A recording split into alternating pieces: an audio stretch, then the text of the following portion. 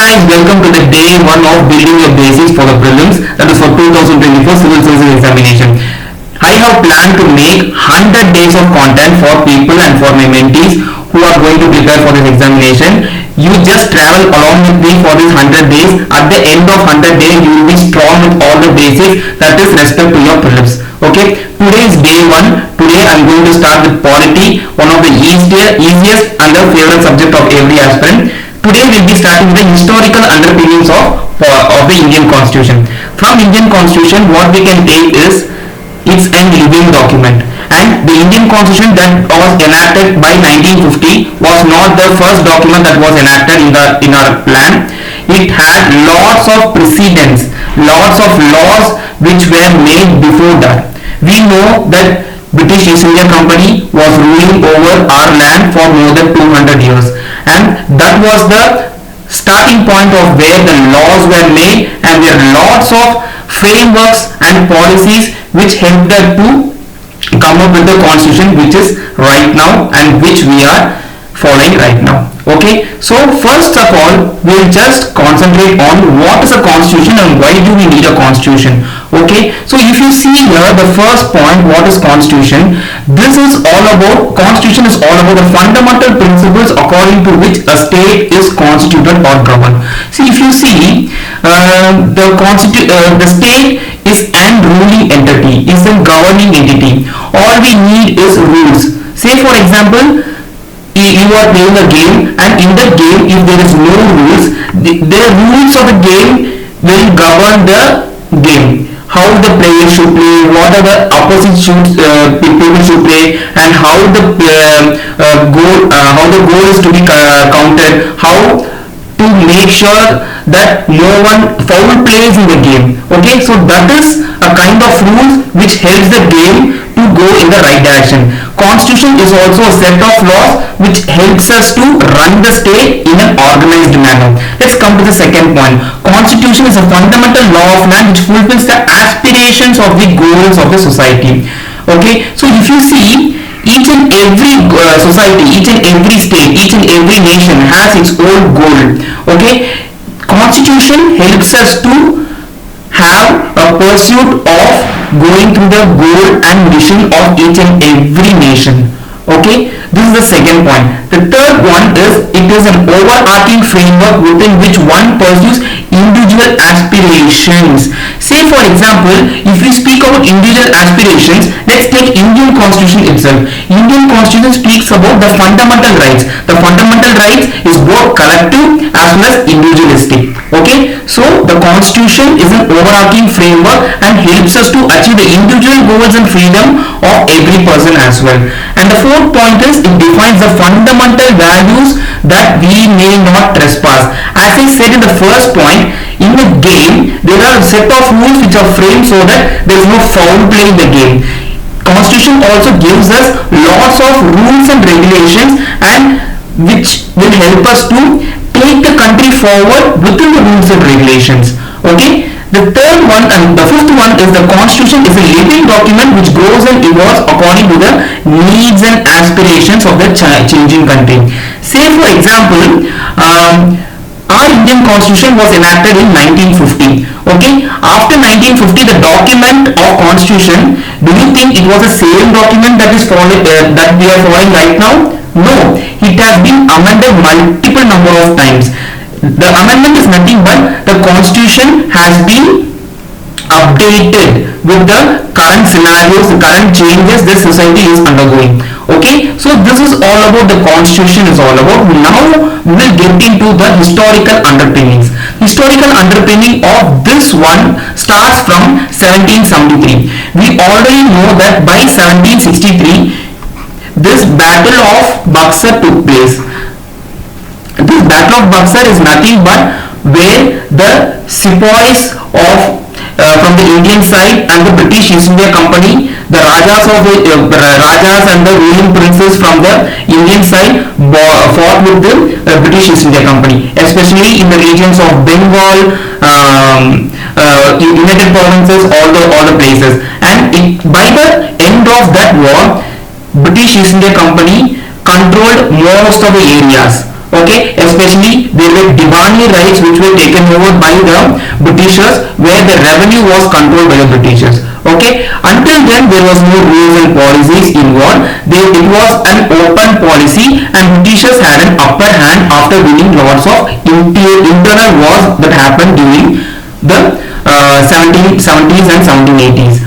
Okay, from 1773 the Regulating Act, because British East India Company was an it's a private entity, okay, but it was under it was under the reign of British Empire. Okay, the Queen from England had the control over the each and every territory that the East India Company was conquering. Okay, India was also one of the important colonies for English East India Company, and the British Empire wants to have a hand role on this English East India Company so that it can govern the country in a well organized manner. The first one is the Regulating Act of 1773. The Regulating Act of 1773 was important in the case that it was the first time that the English East India Company came under the governance of the Queen's regulation. Okay, the Governor of Bengal as the Governor General of Bengal. The Governor was made as the Governor General of Bengal. Okay, the Warren Hastings was the first Governor General, and he was the first person who became the Governor General. Okay, he also established the Supreme Court of Calcutta in 1774. Bombay and Madras presidencies became the subordinate of the Governor General of Bengal. Okay, all these times it was the Governor General which was the new terminology came into the governance of India as such. Prohibited the servants of company from engaging in private trade. Say for example, during those periods the company servants made lots of illegal profits by selling the goods of India in abroad. Okay, this act actually prohibited the company servants to do those illegal activities. Okay, the control of British government over the company strengthened. This was the first point which I actually said. The last one is required the Court of Directors. It was a governing body to report on the revenue, civil and the military affairs in India. Okay, this was all about 1773 Regulating Act. Then let's come to the next update of this one, which is nothing but the Pitt's Act of 1784, which was almost 11 years after the Regulating Act. In this, the company's Indian territories were the first time called as British possessions. Can you see from the previous one here, the British Empire is trying to take hold of the English East India Company's operations here in India. Then it distinguishes the commercial and the political functions of the company, right? Earlier, the commercial as the political functions were combined. Now it has been differentiated. The system of double government was introduced. The next one is the Court of Directors manage the commercial affairs and the Board of Control manage the political affairs. As I said, the commercial and the political functions were earlier as one and one. Now it was bifurcated. Then comes the Charter Act of 1830, which was very important. This abolished the trade monopoly of the company in India except tea and trade with China. Say for example, it was not only East India Company which was trading in India with the Western European countries. There were other companies also. East India Company had a monopoly before this 1813 Act, but the British Parliament made sure that the English East India Company shouldn't become a monopoly, and this 1813 Act made a very important role that the English East India Company shouldn't be a monopoly. But there were few exceptions where the tea and the trade with China were an exception. The next comes the Charter Act of 1833. The final steps towards the centralization was through the Charter Act of 1833. Okay, the Governor General of Bengal was called as the Governor General of India. The Governor General of Bengal, who was made superior in the 1773 Regulating Act, now became the Governor General of India. Okay, the first Governor General of India was none other than William Bentinck. Okay, the laws made under the previous act were called as regulations, and while the laws made under this acts were called as acts actually. See, if you see before the charter, it was called as the Charter Act, the Charter Regulating Act, all those terms were called as acts. But in general, these were never called as acts by the British East India Company. They were called as regulations.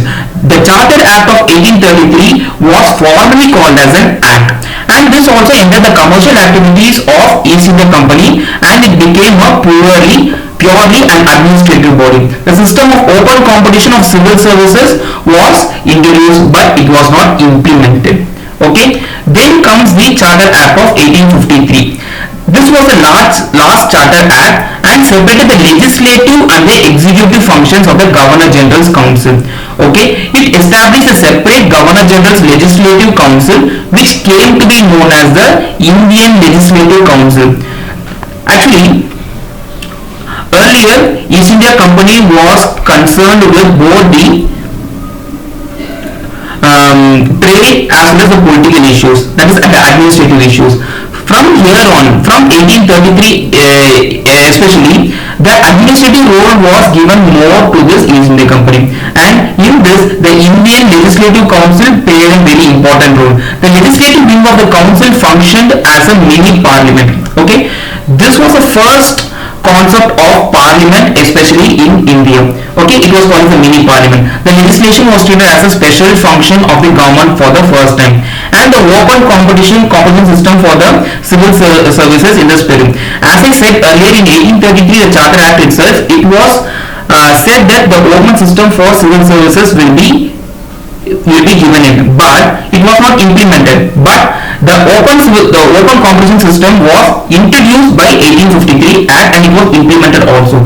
The Macaulay Committee on Civil Services was appointed in 1854. Right.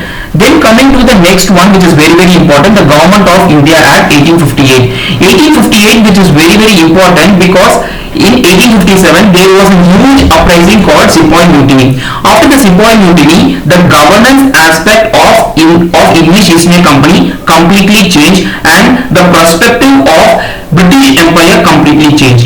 It made sure that the company rule should come to end and the crown rule should start. The Government of India Act 1858 started the crown rule over India. Okay, the Governor General of India was called as the Viceroy of India. Lord Canning was the first Viceroy of India.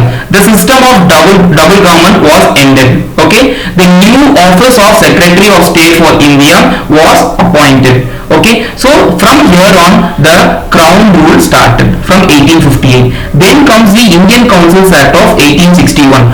In this Councils Act, there were three series of Councils Act, which was 1861, 1892 and 1909. Okay, among these three, 1861 was the first Council Act, beginning of the representative institution by associating Indians with law-making process.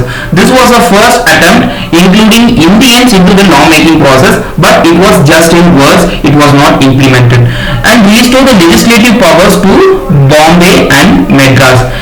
If you see in previous regulating acts as well as in charter acts, it was most about centralization, where say for example in regulating act itself, the presidency of Madras and presidency of Bombay was subordinated under Calcutta. Okay, this was called centralization. From here on, from 1858, you can see more of decentralization, where the power was decentralized among the people, among the councils. Okay, in jumping over to 1892 Indian Council Act increased the number of additional members. Actually, it was a non-official member in the central and the provisional legislative council with the official majority.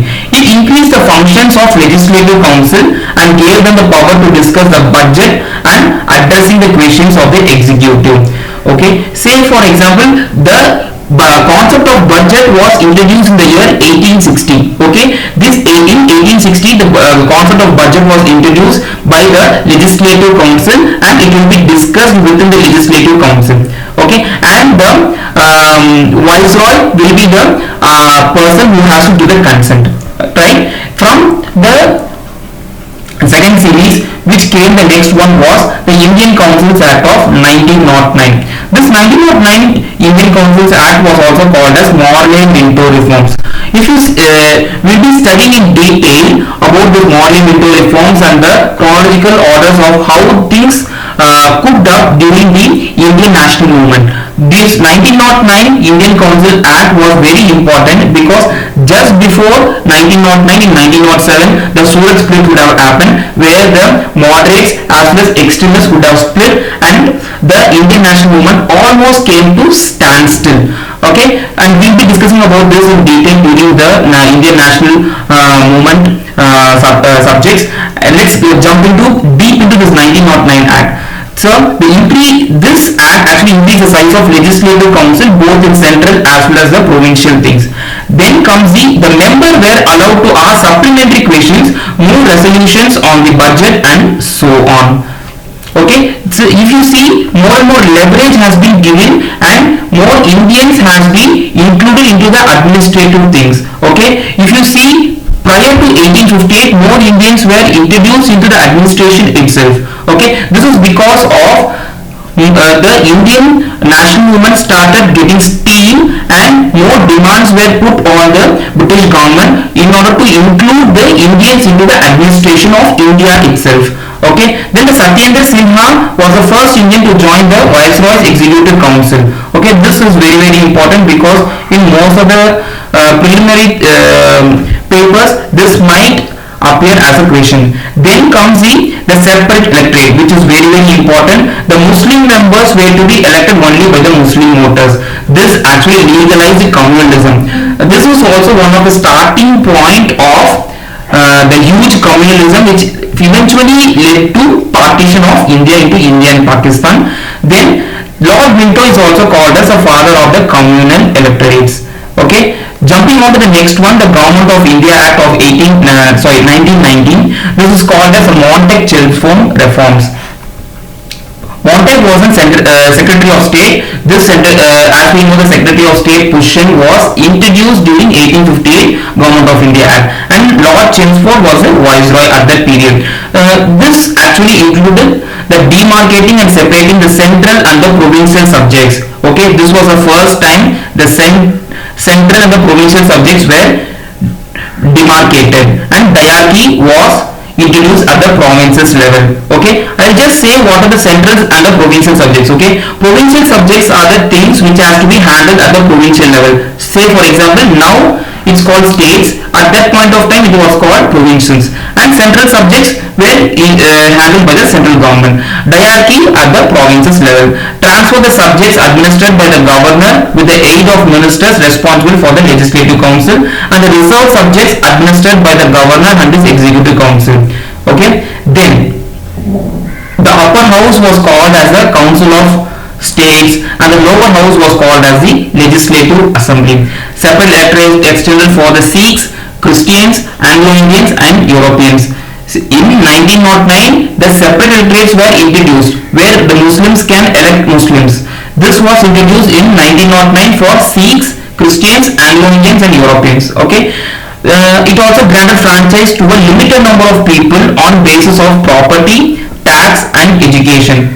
Okay, this is very very important because when we considered our constitution, universal adult franchise was provided, right? But here, if you see in 1919, the Government of India Act, only the limited franchise, voting rights has been provided. That on the basis of property, tax and education.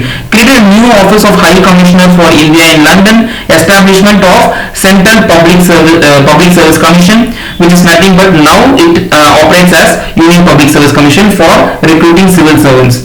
The separate budget for provinces and the central legislature for the first time. Appointment of statutory commission after 10 years. Okay, note the point here is 1919. If it would have been 10 years, it should be 1929. But the Simon Commission, which is actually the commission which has to be which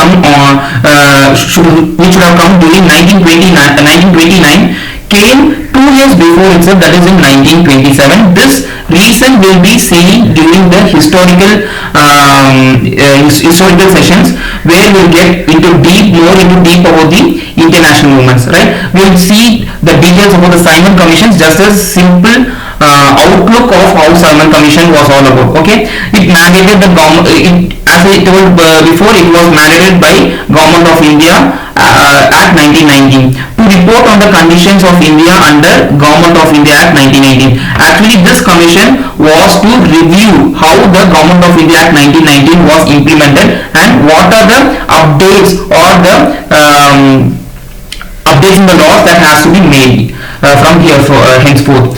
The 7-member statutory commission consisted no Indian member into that, and this actually pissed off Indian national leaders who were into freedom struggle, and lots of boycott movement also took place and recommended an abolition of diarchy and establishment of federation, continuation of communal trade and responsible government.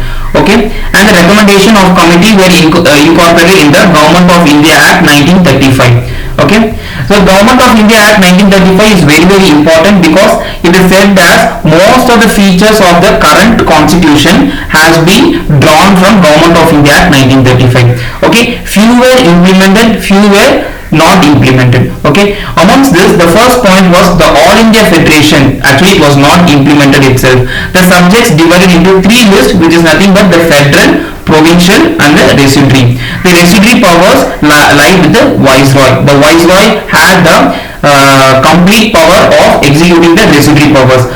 It abolished diarchy in the provinces and introduced the provincial autonomy. It adopted diarchy at the center. Okay, the separate electorates extended for depressed classes, women and laborers. This was actually, if you see the electorates, it has been improving right from the 1909 the Councils Act. The extended franchise was about 10%. RBI was established through RBI Act as 1934. Actually, at that point of time, RBI was established as a central bank. Okay, then came the Federal Public Service Commission, Provincial Public Service Commission and the Joint Public Service Commission. The next point is established the Federal Court in the year 1937. The Supreme Court was established by Regulating Act of 1773. Okay, in 1773 we saw that the Supreme Court was established in Calcutta itself. Okay, this is a federal court, established federal courts in 1937. The Indian Independence Act of 1947, which came after 1935 Government of India Act. As we already know, by 1947 we got independence. By August 15, 1947, the partition was also announced. Partition was to make India into 2 dominions, that is India and Pakistan, abolish the office of Viceroy and office of Secretary of the State, and it also empowered the Constituent Assembly to frame and adopt constitution, repeal any act including the Independence Act itself. Okay, the Constituent Assembly was given the power here on to take forward how the laws and the constitution the set of laws will be made for the independent India. Okay, the lapse of British paramountcy was told, and India will not be again under the British governance. Okay, the Governor General of India and the provincial governors as constitutional nominal heads.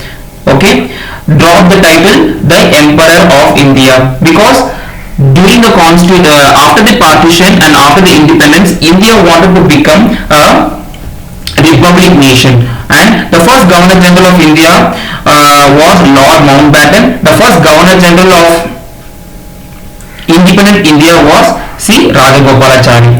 Okay, guys, so this is all about how the historical underpinnings of the constitution actually took place. After this, the Constituent Assembly came forward, where lots of freedom fighters and stalwarts came forward to make our Indian constitution. Okay, in this session we have seen how the series of laws right from the British governance to the Constituent Assembly how things cooked up to make our constitution. Okay, in this series we will be seeing more about what are features of the constitution, all those stuff.